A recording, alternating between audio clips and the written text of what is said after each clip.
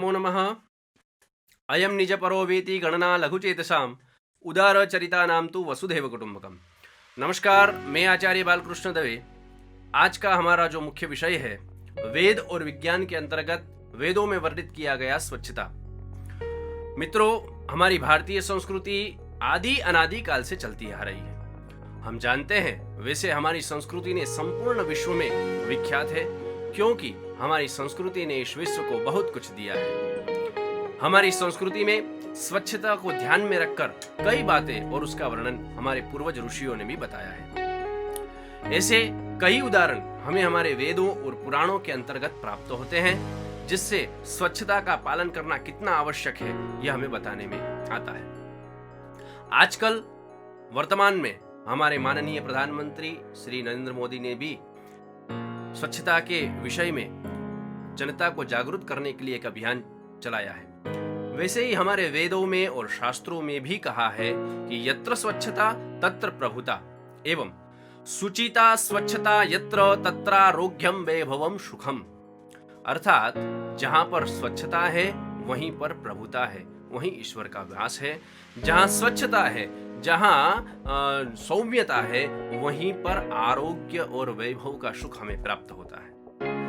सनातन संस्कृति में आदि काव्य रामायणों में सबरी की कहानी के माध्यम से स्वच्छता का एक सर्वश्रेष्ठ संदेश हमें प्राप्त होता है। क्या कहते हैं, तो आइए इस विषय में हम थोड़ी चर्चा करेंगे। बहुत ही प्रसिद्ध कहानी है, भगवती सबरी भील जाति में उसका जन्म हुआ था। जन्म धारण करने के बाद भी उसने भगवान को प्राप्त कैसे किया। वैसे तो भगवती सबरी छोटे से ही किष्किंधा में एक पंपा सरोवर के समीप ऋषिमुख पर्वत पर की तलहटी में मतंग ऋषि के आश्रम में वहां उसका निवास था। सबरी जी वहां हर रोज ऋषि मुनियों की सेवा में तन्मग्न रहती थी। पूरे आश्रम की स्वच्छता की और सफाई की जवाबदारी से वह कार्य करती थी। सुबह सब जागते तो पूरा आश्रम उन्हें स्वच्छ दिखाई देता, पूरा वातावरण उन्हें निर्मल दिखाई देता। इससे ऋषि मुनियों का जो नित्य कर्म होता था वह पूरी स्वच्छता एवं पूरे प्रभुता के साथ में संपन्न होता था। एक बार मतंग ऋषि ने अपने एक शिष्य को रात में निगरानी करने के लिए कहा। सब तो सो गए। आधी रात बीतने के बाद में ब्रह्म मुहूर्त में 4 बजे सबरी जी आए और आश्रम की स्वच्छता करने लगे। कोई उन्हें देख रहा था, उन्हें इस बात का जरा भी पता नहीं था। इधर उनके चले जाने के बाद में जब सब उठते हैं नित्य कर्म करने के बाद, तब शिष्य ने पूरा वृत्तांत अपने गुरुजी मतंग ऋषि को सुनाया।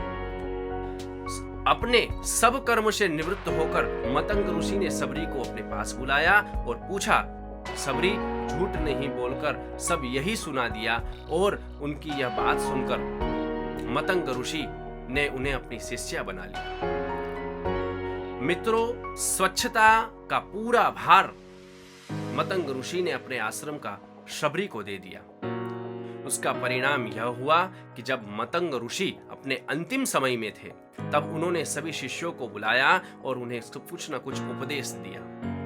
परंतु जब सबरी की बारी आई, तब मतंग ऋषि कुछ न बोल सके। सबरी ने पूछा कि गुरुदेव, मेरे लिए क्या उपदेश है। तब गुरुजी मतंग ऋषि ने कहा कि मैं तुम्हें सबसे बड़ी जवाबदारी दे रहा हूं और वह है स्वच्छता की।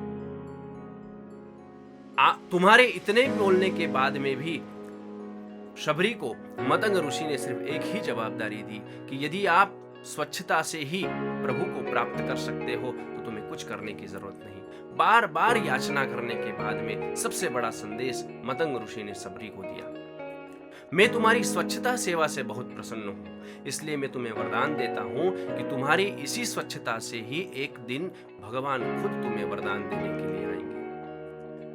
और इसके परिणाम स्वरूप यही हुआ कि सबरी को भगवान को ढूंढने के लिए जंगल में नहीं जाना पड़ा, अपितु भगवान खुद उन्हें दर्शन देने के लिए वहां पर आए।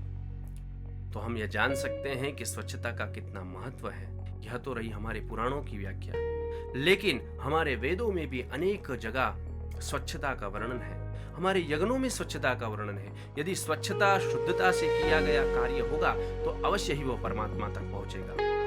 तो इससे सिद्ध होता है कि हमारे वेदों में, हमारे पुराणों में, अनेक उपनिषदों के ग्रंथों में सबसे पहले यदि किसी चीज की चर्चा की गई है तो वह स्वच्छता की चर्चा की है। आप देखेंगे कि यदि हम किसी छोटी से छोटी पूजा करते हो या बड़ा से बड़ा यज्ञ करता हो तो सबसे पहले आत्मशुद्धि, मन शुद्धि, शरीर शुद्धि यह जरूरी होती है। क्यों? क्योंकि जब तक हमारा शरीर शुद्ध नहीं होगा, जब तक हम आत्मा से शुद्ध नहीं होंगे, तब तक किसी कार्य का अधिकार हमें प्राप्त नहीं होगा। तो आंतरिक शुद्धि हो या बाह्य शुद्धि हो, हम सब यह जान सकते हैं कि आंतरिक शुद्धि में भी स्वच्छता का महत्व है, बाह्य शुद्धि में भी स्वच्छता का महत्व है। स्वच्छता हम जितनी शरीर की रखेंगे, जितनी देश की रखेंगे, जितनी समाज की रखेंगे, उतना ही महत्वपूर्ण संदेश हम हमारे समाज को दे सकेंगे। तो आइए हम सब स्वच्छता का यह संकल्प लें कि हम हमारे शरीर की हो, देश की हो, समाज की हो, सभी जगह हम स्वच्छता रखेंगे। और यही हमारे वेदों का संदेश है, यही हमारे पुराणों का संदेश है। बहुत बहुत धन्यवाद।